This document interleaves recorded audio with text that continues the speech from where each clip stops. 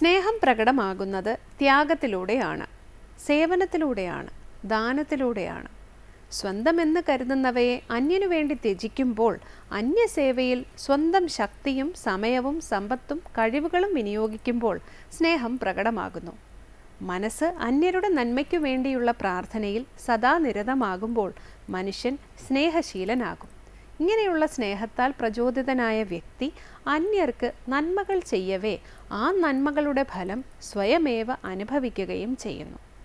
മറ്റൊരാൾക്ക് നൽകുവാൻ പൂവിറുക്കുമ്പോൾ അതിൻ്റെ സുഗന്ധവും അഴകും ആദ്യം അനുഭവിക്കുന്നത് നൽകുന്നയാൾ തന്നെയാണല്ലോ. അതുപോലെ അന്യർക്ക് നന്മ ചെയ്യുമ്പോൾ നന്മ ചെയ്യുന്നയാൾ ആദ്യമേ അതിൻ്റെ സദ്ഫലം നേടിക്കഴിഞ്ഞിരിക്കും. ഇനി ഗുരുവചനം കേൾക്കാം. പ്രാർത്ഥന ശീലമാക്കുന്ന ഒരാൾക്ക് സമാധാനത്തിൻ്റെയും സന്തോഷത്തിൻ്റെയും ഒരു സംഭരണി ഉണ്ടായിരിക്കും. ശ്രീ ശാരദാദേവി. അടുത്തതായി ശ്രീ കാവാലം ശ്രീകുമാർ പ്രാതസ്മരണ സ്തോത്രം ചൊല്ലുന്നത് കേൾക്കാം.